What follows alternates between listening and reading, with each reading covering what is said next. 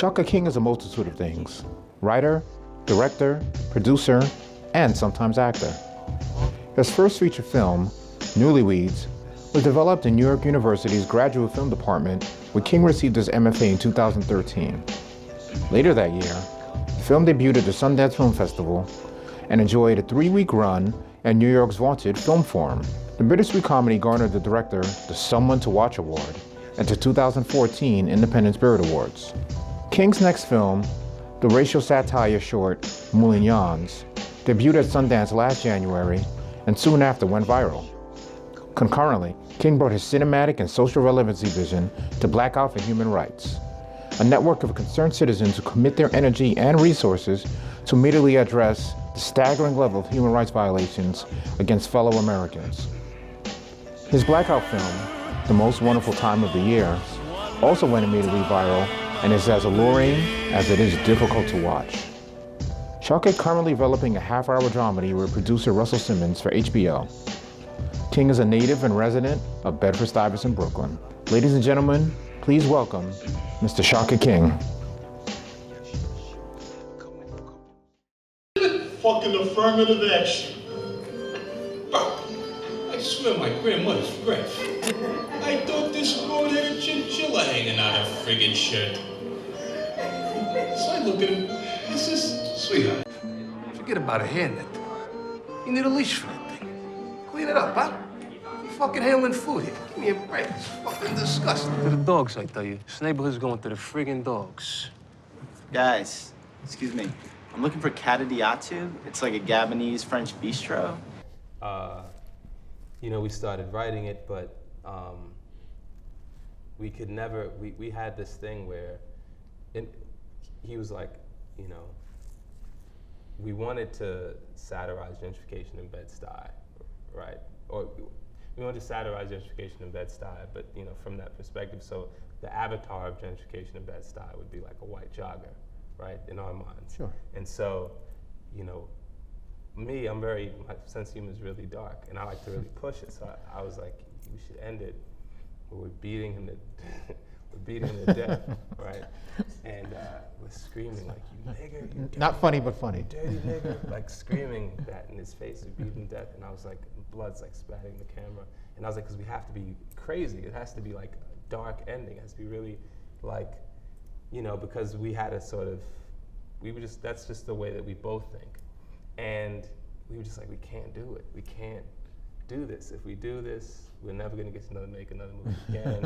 And like people are just gonna call us hateful and you know, who knows, you know, and so we didn't do it for like a year. And then one day I just decided, we have to do this. So we have to figure out a way to make this work, you know, without that ending. And then I also met Sheena Shavers, who plays my sister in the movie. And when I first met her, we were at a party and we were talking, and I was just like, you sound like a Long Island housewife in the like 70s. Like who? Like you just have this accent. I know you're from New York, you know, and from like an old New York. And one day, and she was like, oh, we should definitely work together on something, because I knew she was an actress and we had friends in common. And when, you know, I thought of doing Mulignans, and I met her, it was just like, oh, you know what, I need to make this movie. I was like, she should play my sister, and the movie should be about how a white guy in the neighborhood just says hi to her and we lose it, you know? And I said, and that is just I said, so many things that we sort of want to touch upon, we can touch upon just in that sort of very simple, you know, scene, basically. Sexual politics. So many things, like you get patriarchy, even you get patriarchy, you know, in sort of like those mafia movies where like the guy like slaps his sister or like slaps his wife and like no one says anything but like laugh. Yeah. You know, you get that. You also, that was around the time of, you know, all those, you know, street holler videos and people talking about like, oh, there's only images of black men in these street holler videos. What about all these other people? And there was just, there was a lot to just not necessarily make a huge statement with, but to create conversation and discomfort that leads to conversation with these, just put it out there. Let's just, you know, there were just so many things. I mean, just down to the costumes, how like Cav is dressed like he's in Migos, but he's also dressed like, you know, like a Guido, you know what I mean? And my cousins got on like a tracksuit and a do-rag, which is like black dudes be wearing tracksuits and do-rags, but Italian dudes be wearing tracksuits. Yep. You know what I mean? So it's just like, there's all these things with like there's just so much stuff to play with, and I was like, I started to really get into it, and then I came up with the script, and you know, we rehearsed for like a couple weekends, and it was just like old times, like, you know, my cousin, I mean, Cav, everybody just kind of just fell right into it, and it was very easy and fun to make. Yeah. Nice. So, you know, what is it about, for you, about representing Black life, or what is it about then Black life that you find that's really important to reflect in your work? Because, you know, your work it's entertaining, absolutely, but, you know, you always seem to have something that opens up people's minds and makes them think about a lot more, even in a quick 7 minutes or so. So, like, what is it about representing that Black life that's so important to you? Well, I think for me, it's just representing complexity in any character that I create. And, you know, in most of the material I've done, my characters are Black, and so I just think it's important to, I mean, just as a craftsperson and as a writer, as a director, as a like artist, you know, I like to be very specific. As a person, actually, I like to be very specific, and so yeah, I think that's what comes across. I mean, obviously, I care about Black life very much, but yeah, and so I would never sort of do anything to betray my feelings on that. Just betray who I am, you know. You know, I found a great quote from you from an interview you did, I think last year, a couple years ago. It said, if people's idea of Blackness was as diverse as people's idea of whiteness was, then no one would say that Miley Cyrus is stealing Black culture by twerking. No one would think of twerking as Black culture.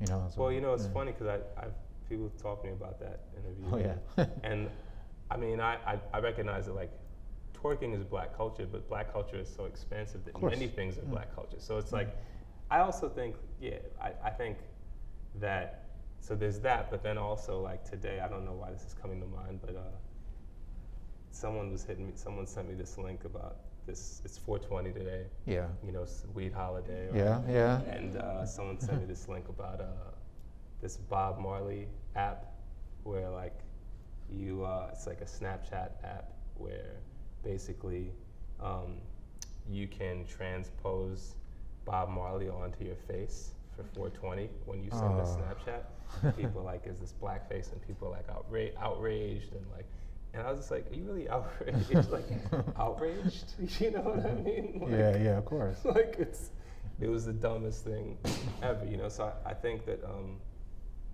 I think like that came to mind. I think just because to me like people getting really upset with Miley Cyrus twerking was as dumb as like getting upset about like, you know, Snapchatting Bob Marley's face in your face. It's just like, you know, really like that's what we're gonna sort of like get your blood pressure up about, you know? Yeah. I just think a lot of it is like clickbait and silliness and, you know, like a non-useful way to spend like the little amount of time you have left on this earth. Just distractions. Yeah. Mm-hmm. Yeah. Which are welcome, but at the same time, don't take it too I seriously. Yeah. But it's not like, you know, fists in the air. You know what I mean? Like, it's just a distraction. It's call it what it is. So, you know, in regards to that, and you know, the whole representation of Black life, you worked from the beginning with Blackout for Human Rights. You know, really creating like pointed video content, especially that, you know, we mentioned it, we didn't show it, but your video, Most Wonderful Time of the Year, fantastic. Thanks. Once again, I mean, like, what made you think about piecing together, and folks, if you haven't seen it, it pieces together images of police brutality against a multitude of people, not just Black folks. Yeah, it's just sheer. Yeah, it's horror. It's a horror. It is horror. It's a horror yes, movie. Absolutely. So like, how did the idea for that video? I I don't know. You know, I don't know where ideas come from. I knew that we were creating viral content to support this this Black Friday protest and Black Friday boycott specifically. Yes. And so automatically I'm thinking Christmas carols. And then it was like, oh, most wonderful time of the year. Oh, it'd be crazy if we said this, if we just took images of police brutality and set it to this song, you know? I mean, and also it's a song that you've seen used ironically in many movies. You know, I feel like Face Off, it might be in it. It's just like any Christmas movie where like somebody's falling or getting shot, they play that Bad Santa maybe, you know? And so it was like, oh, okay, that song is often used ironically. Here's the most ironic usage of that song would be if we put these images against it, you know. And what did you think about the response to it? Oh, I was happy that it traveled and that it got out there and that, you know, it was, I mean, it was enraging. It's a very upsetting video. I remember, you know, Chris had to do and actually two people to do this. This guy Cliff Solo who compiled all of the footage. That was a brutal job. And then Chris had to do a brutal job of cutting all of that footage down. You know, that takes its toll on you, just watching that over and over again. And then just me and him. Then I came later, and you know, had to sort through what he'd cut down, and then we had to cut that down even more. And for me, it was brutal. So, and then you watch it, and it's maybe 2 minutes long, maybe less. Yeah, it's less. Yeah. And that might be actually in some ways the most brutal part because there's no context. It's just brutality, brutality, brutality, brutality, brutality. And, you know, you can't deny, like when you see a guy in a wheelchair, when you see 4 guys in wheelchairs get body slammed in a row by a bunch of different cops, you can't say, oh, this is an aberration. That's just guys in wheelchairs, let alone, you know, women who are just get tackled in the middle of nowhere, or, you know, somebody takes a guy's head, smashes it against a wall, and he was just standing there, and now there's a blood smear on the wall. You have to acknowledge that, okay, this is a problem. Like, what are you gonna say to that? Like, I like to make stuff where it's just like, what are you gonna say to that? You know, how are you gonna say that this isn't just injustice? You know. So then, do you think, as an artist, that you have a responsibility to the community to create certain types of work, or as an artist, should you just be unfiltered, or is it both? I mean, I think it's all about whatever you choose to do.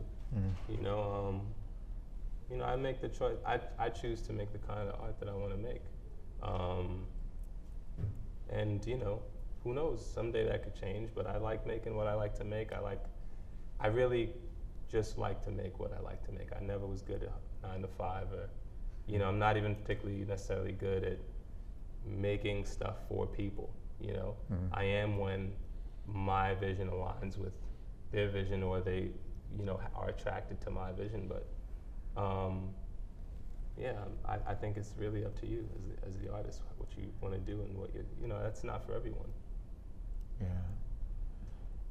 You know, and it's funny because it's like, as an artist too, you also are creating sensibilities for other people, which is why I ask about the responsibility, you know, because, you know, there's room for everything, right?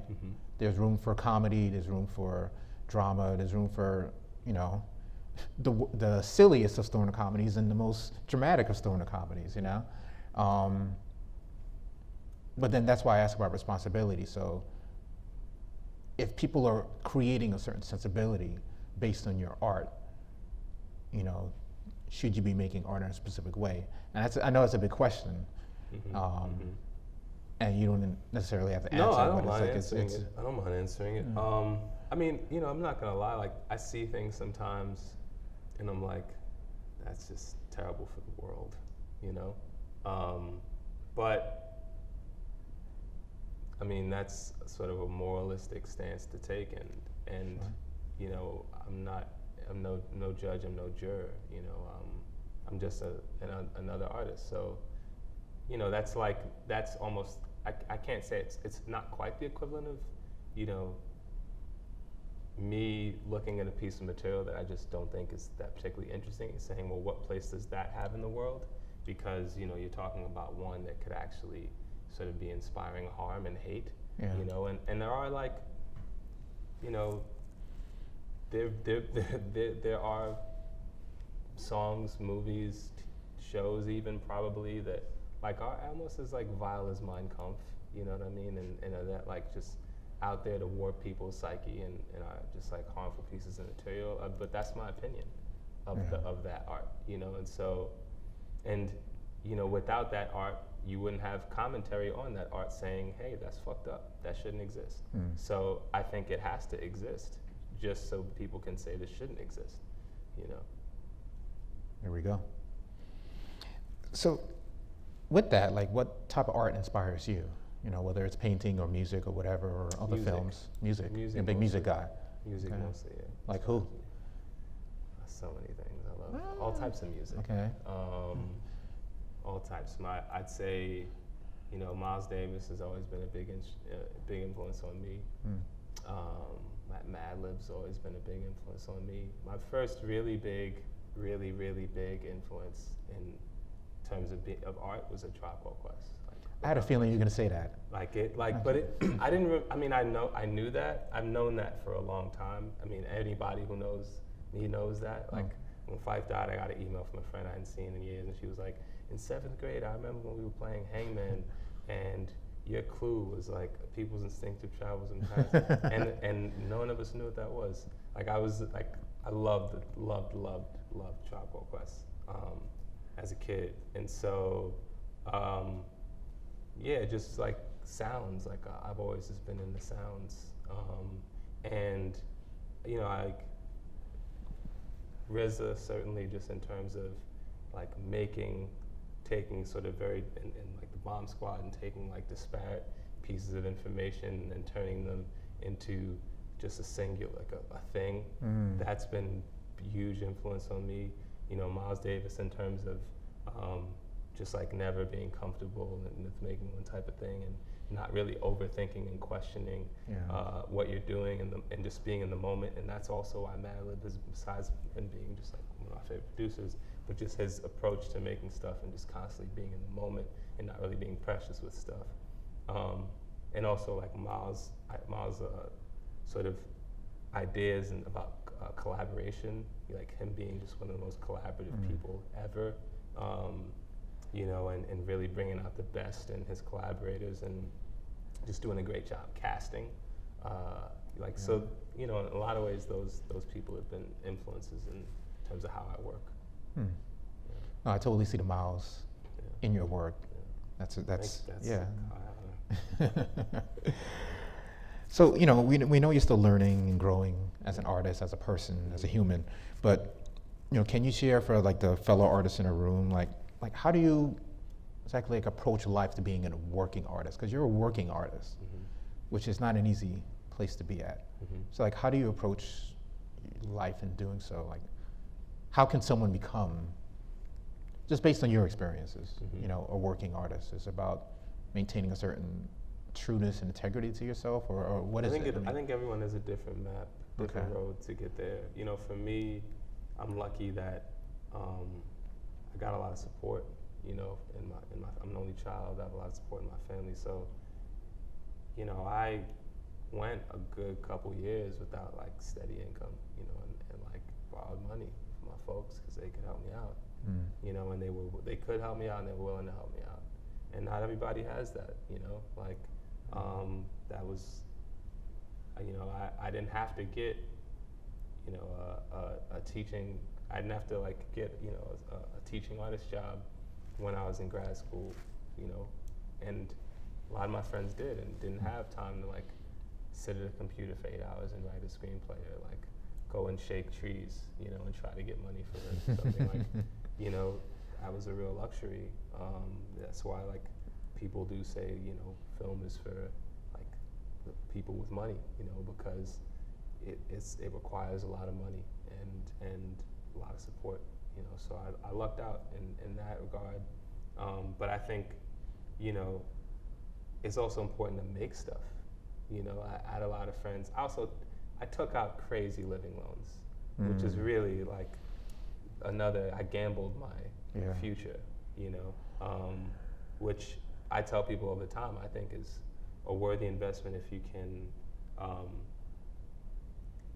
you can deal with people calling you for money, you know. Not everybody can deal with, like, you know, student loan officers and collection agencies harassing you. I don't really care so much. So, you know, I was able. That's another, I think, thing you have to be just willing. I have friends who, you know, it gives them anxiety. You know, the fact that they owe $300,000 and they don't know how they're going to pay that back. That doesn't give me anxiety because, you know, if I'll pay it back if I can. If I can't pay it back, I'll go to my grave, you know, and like, that's it, you know. So, yeah, I think there's a certain temperament that you kind of have and a certain doggedness, you know, where there's no other option, you know, like nothing else. I'm not doing anything else, you know. You know, someday I'll teach because I want to teach, and someday I'll probably have to teach because, you know, it's very difficult to be a filmmaker your entire life, you know. But I'm going to be really fortunate if I'm able to, you know, make films into my 50s. That'd be a blessing, you know. But a lot of filmmakers, I talk to older filmmakers, you know, every now and then who are like, yeah, I like the 80s, I was killing it, but like when I got older, they just didn't want to take my calls anymore, you know. And so I'm prepared for that day to come. And so it's just like you have to have a very, I think you have to have a very sort of dogged mentality that I'm going to do this, but you also have to be able to go with the flow, and deal with a lot of no's, deal with, you know, having $5 to like, for a couple, you know, for a week, you know what I mean? 2 weeks, you know, you're gonna have to just get creative, and, you know, it's challenging, but it's not new. It's like something that artists have had to do forever, you know. Like, people complain about sort of being an artist a lot, but it's tough being an artist in New York City, but it was always tough being an artist in New York City, you know? Like, people waiting tables, driving a cab, you know, teaching and writing plays. Yeah. You know what I mean? Like, you know, Melvin Van Peebles, when he came and spoke at NYU, the amount of careers that man had while he was creating art, you know, he was just a hardworking person. And I think that that's another thing. Like, being an artist is hard work, and if you enjoy making art, you should enjoy it. You shouldn't. It's hard work, but it's fun. It's what you choose to do. So, you know, I think also just being passionate about the hard work, being passionate about the work. You know, that's, I think, like, above all, the most important thing. Cool.